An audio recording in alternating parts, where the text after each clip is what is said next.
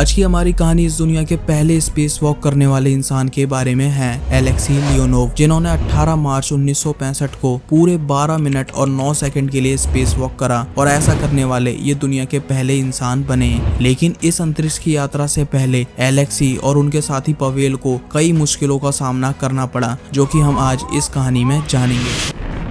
अंतरिक्ष यान फोस्को 2 पृथ्वी से ऑर्बिट में लॉन्च किया गया। मनुष्य अंतरिक्ष में चला गया है।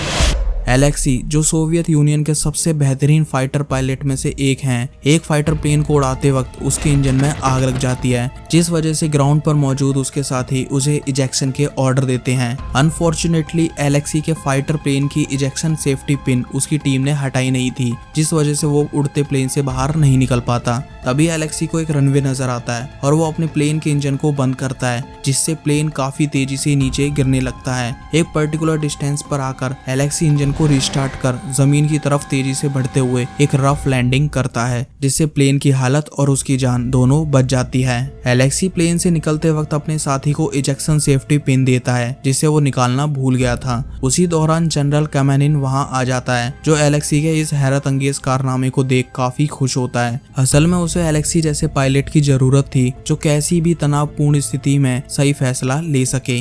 अगले सीन में हम जनरल कोरेलेव को देखते हैं, जो जनरल कैमेनिन के साथ सोवियत यूनियन की space agency institute of experimental research में आते हैं। यहाँ पर वो रॉकेट बनाया जा रहा है जो एस्ट्रोनॉट को अर्थ के ऑर्बिट तक ले जाएगा, और इसी रॉकेट या स्पेसक्राफ्ट से एस्ट्रोनॉट इंसानियत की पहली स्पेस वॉक करेंगे। इस मिशन को नाम दिया गया वोस्खोद 2। जनरल कोर्लोव, जो वोस्खोद 2 मिशन के इंचार्ज हैं, उन पर सोवियत के लीडर द्वारा यह दबाव बनाया जाता है कि वो अपना मिशन की डेडलाइन 1968 को बदलकर 1965 कर दें, क्योंकि सोवियत सरकार अमेरिकन से पहले अपना एस्ट्रोनॉट स्पेस में भेजना चाहती है, ताकि दुनिया में उनके देश का नाम स्पेस मिशन में सबसे पहले आ सके। जनरल कोरोलोव बिल्कुल नहीं चाहता कि उनकी सरकार की जल्दबाजी के कारण उनके सबसे बेहतरीन एस्ट्रोनॉट अपनी जान गंवा दे, इसलिए कोरोलोव डिसाइड करता है कि उसकी टीम 2 रॉकेट बनाएगी। इसमें वो पहले वाले रॉकेट को बिना एस्ट्रोनॉट के लॉन्च करेंगे, जिसे स्पेस में होने वाली संभावित गलतियों का पहले ही पता लगाया जा सके। दोस्तों, वोस्खोद 2 मिशन में जाने वाले 2 एस्ट्रोनॉट ये हैं, पहला एलेक्सी और दूसरा पवेल। ये दोनों अपनी ट्रेनिंग के दौरान पैराशूट के साथ एक प्लेन से जंप करते हैं। एलेक्सी तो सेफली लैंड कर जाता है, लेकिन पवेल पैराशूट को अच्छे से बैलेंस नहीं कर पाता और एक खराब लैंडिंग के कारण उसके पैर में फ्रैक्चर हो जाता है। एलेक्सी को पवेल के लिए काफी बुरा लगता है, क्योंकि प्लेन से जंप करने के लिए उसी ने पवेल को उकसाया था, जिस वजह से उसका यह हाल हो चुका है। अब मिशन में पवेल की जगह एस्ट्रोनॉट खुरुनोव को रखा जाता है, जो अब एलेक्सी के साथ आगे की ट्रेनिंग करेगा। लेकिन एलेक्सी चाहता है कि पवेल ही उसका साथी बना रहे, जिसके लिए वो पवेल के पैर को ठीक करने के लिए एक नाकाम कोशिश भी करता है। एलेक्सी की ट्रेनिंग खुरनोव के साथ शुरू करी जाती है। एलेक्सी प्लेन के अंदर 0 ग्रेविटी में वॉक करने की प्रैक्टिस करता है, वो भी एक भारी भरकम स्पेस सूट के साथ। वो जनरल कोरोलोव को सुझाव भी देता है कि उसके स्पेस सूट को इस तरह से बनाया जाए जिससे उसकी कलाई और घुटने आसानी से मुड़ सके, क्योंकि बिना बॉडी मूवमेंट के वो एयरलॉक में एंट्री नहीं ले पा रहा है। इसके अलावा खुरनोव भी कोरोलोव को कहता है कि अगर एस्ट्रोनॉट एयरलॉक में पहले पैर की तरफ से एंट्री ना लेकर सर की तरफ से एंट्री ले, तो वो आसानी से एयरलॉक में जा सकता है। जनरल कोरोलेव खुरनोव को वहां रखे एयरलॉक में उसी तरह एंट्री लेने को बोलता है जैसे वो चाहता है। खुरनोव एयरलॉक में एंट्री तो ले लेता है, लेकिन उसके पास इतनी जगह नहीं बचती कि वो वापस मुड़कर एयरलॉक को बंद कर सके। हालांकि एयरलॉक अपने आप ही बंद होता है, लेकिन 10 में से एक बार ऐसा हो सकता है कि एयरलॉक को मैनुअली बंद करना पड़े, और जब वो लोग स्पेस में होंगे, वो भी लिमिटेड ऑक्सीजन के साथ, तो ये करना और भी ज्यादा मुश्किल हो जाएगा। दूसरी तरफ पवेल इंटेंस एक्सरसाइज शुरू कर देता है, ताकि किस्मत ने उसे स्पेस में जाने का जो मौका दिया है वो उसके हाथ से ना निकल पाए। और इस तरह एलेक्सी और पवेल अपने अपने एंड पर अपने आप को तैयार करने लग जाते हैं वोस्खोद 2 मिशन के लिए। वोस्खोद 2 के लॉन्च में बस 4 महीने रह गए हैं। इलेक्ट्रिक सर्किट की जांच के दौरान एक इंजीनियर को हाई वोल्टेज करंट लगता है, जिसकी वजह से वो ऑन द स्पॉट मर जाता है। कोरोलोव ये देख स्तब्ध हो जाता है और अपने असिस्टेंट को इस दुर्घटना के पीछे का कारण जानने के लिए बोलता है। कुछ दिनों बाद एलेक्सी को पवेल से पता चलता है कि उसे इस मिशन से बाहर कर दिया गया है, उसके पैर की चोट और ज्यादा उम्र होने होने के कारण। लेकिन एलेक्सी बीच रास्ते में ही कोरोलेव की गाड़ी को रोक उसे कहता है कि पवेल की पैर की चोट और उसके उम्र के कारण उसे इस मिशन से ना निकाला जाए, वो अभी भी हम जैसा दौड़ सकता है। एलेक्सी की बात सुन कोरोलेव पवेल की मेडिकल रिपोर्ट देखने के लिए तैयार हो जाता है, जिसके बेसिस पर उसे फिर से वॉस्को 2 मिशन में शामिल कर लिया जाता है।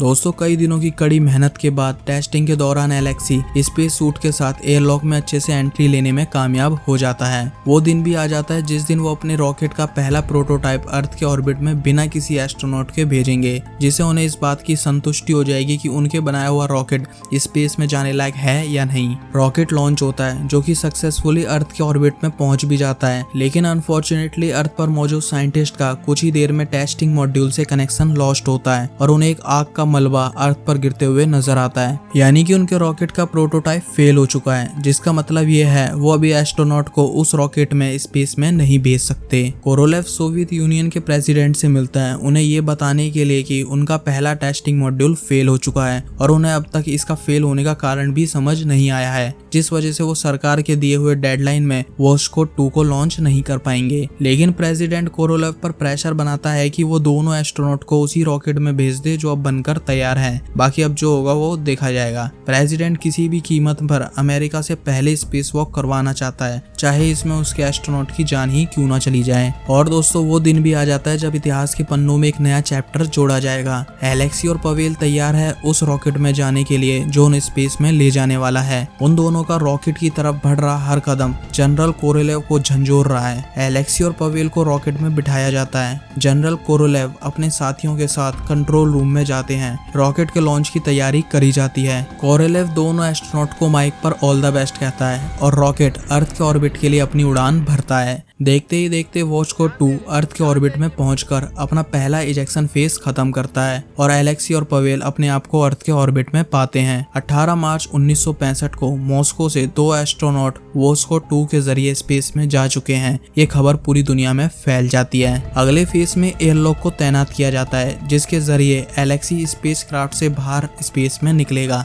एयरलॉक के सेटअप के बाद एलेक्सी अपनी शिप से एयरलॉक में दाखिल होता है। एयरलॉक के इनर हैच को बंद किया जाता है। उसके बाद एयरलॉक के एटमॉस्फेयर को डीकम्प्रेस किया जाता है ताकि स्पेस और एयरलॉक के अंदर का एटमॉस्फेयर में समानता आ सके, और इस प्रोसेस के बाद एयरलॉक का आउटर हैच खोला जाता है। एलेक्सी एयरलॉक से अपने खूबसूरत ग्रह पृथ्वी को देख काफी खुश होता है और पूरी हिम्मत जुटाकर अंतरिक्ष में अपना पहला कदम रखता है। अंतरिक्ष में तैरते हुए एलेक्सी काफी खुश है। उसके बाद वो एयरलॉक पर लगे कैमरे के कैप को हटा देता है ताकि वहाँ के विजुअल रिकॉर्ड हो सकें। और दोस्तों, अभी जो आपके सामने फुटेज है ये रियल फुटेज है जब एलेक्सी ने स्पेस वॉक करी थी। कुछ देर स्पेस वॉक करने के बाद सडनली एलेक्सी के स्पेस सूट में एयर प्रेशर बढ़ने लग जाता है, जिस कारण वो अपने हाथ पैर अच्छे से हिला नहीं पाता। जीरो ग्रेविटी की वजह से उसका सारा बैलेंस बिगड़ जाता है, जिस कारण एलेक्सी तेजी से अपनी शिप से जा टकराता है। पवेल और अर्थ में बैठी उसकी टीम एलेक्सी से बात करने की कोशिश करती है, लेकिन एलेक्सी से उसका कोई कांटेक्ट नहीं हो पाता। यहाँ स्पेस में एलेक्सी चारों तरफ कंट्रोल लेस होकर घूमने लगता है। धीरे धीरे एलेक्सी का ऑक्सीजन लेवल भी कम होता जा रहा है। पवेल कोरोलेव से परमिशन लेता है कि उसे एयरलॉक में जाने की अनुमति दें ताकि वो पाइप के जरिए एलेक्सी को शिप में ला सके।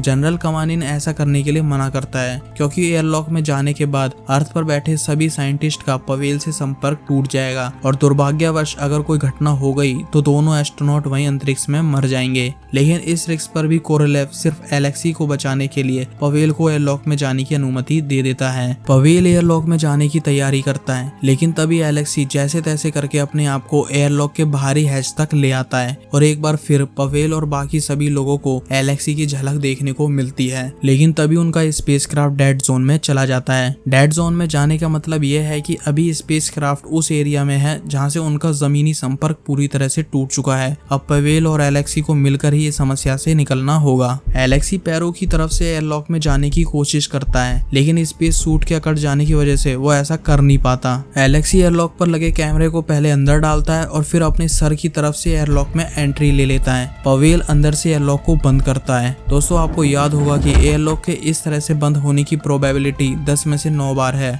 लेकिन इस बार उनकी किस्मत साथ नहीं देती और एयरलॉक सही से बंद नहीं होता।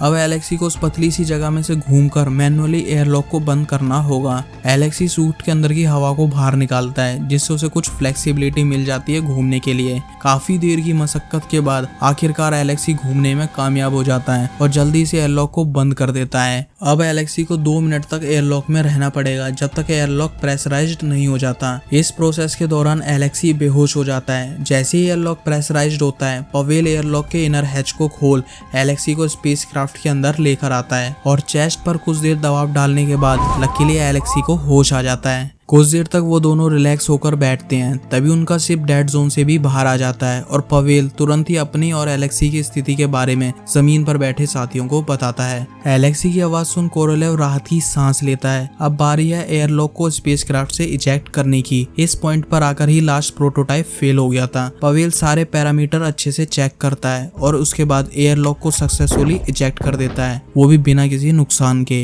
लेकिन एयरलॉक के इस तरह इजेक्ट होने से उनका स्पेसशिप 20 डिग्री पर सेकंड की स्पीड से स्पिन करने लगता है। इसकी स्पीड को कंट्रोल में लाने के लिए और सही पॉइंट से अर्थ पर एंट्री लेने के लिए एलेक्सी और पवेल को करीबन 22 घंटे इस घूमते हुए स्पेसक्राफ्ट में बैठे रहना पड़ेगा। करीब 20 घंटे सफर करने के बाद शिप में ऑक्सीजन गैस की लीकेज होनी शुरू होती है, जिससे स्पेसक्राफ्ट के अंदर ऑक्सीजन प्रेशर जरूरत से बढ़कर दुगना हो जाता है। एलेक्सी और पवेल कोरोलेव को इस बढ़ते O2 प्रेशर के बारे में बताते हैं। ये बात सुन कोरोलेव उन्हें सतर्क करता है कि तुम शुद्ध ऑक्सीजन के वातावरण में हो, कोई भी हरकत मत करना, एक चिंगारी तुम्हें वहीं जलाकर राख कर देगी। पवेल शिप के अंदर मौजूद सारी लाइट बंद कर देता है। कोरोलेव और उसकी टीम शिप के अंदर सारे डायग्राम चेक करती है और उन लोगों के हिसाब से शिप के ऑक्सीजन लाइन में कहीं दरार आ गई है, जिस वजह से अचानक कैबिन में ऑक्सीजन प्रेशर इतना हाई हो गया है। इस हाई प्रेशर से बचने के लिए कोरोलेव उन्हें शिप की एक लोकेशन बताता है, जहां से उन्हें एक येलो वायर डिस्कनेक्ट करनी है, जिससे ऑक्सीजन प्रेशर सामान्य हो जाएगा। ऑक्सीजन के हाई प्रेशर के कारण पवेल और एलेक्सी को ऑक्सीजन टॉक्सिसिटी होने लगती है। वो लोग बेहोशी की हालत में पहुंच जाते हैं। पवेल तो पूरी तरह बेहोशी हो जाता है। एलेक्सी थोड़े बहुत फोकस के साथ वायर के जाल के पीछे लगे पीले पाइप को डिस्कनेक्ट करता है और इसके बाद वो भी बेहोश हो जाता है। लेकिन अब ऑक्सीजन प्रेशर सामान्य होना शुरू हो गया है। करीब 25 मिनट बाद ऑटोमेटिक लैंडिंग सिस्टम स्टार्ट हो जाएगा। दोनों एस्ट्रोनॉट जिंदा हो या मर चुके हों, उनके लैंडिंग प्रोसेस अपने आप स्टार्ट हो जाएगा। कोरोलेव का पवेल और एलेक्सी के साथ कोई संपर्क नहीं हो पाता। दुखी और हताश कोरोलेव को कुछ देर बाद पता चलता है कि उसकी टीम अब एस्ट्रोनॉट के साथ संपर्क में आ चुकी है।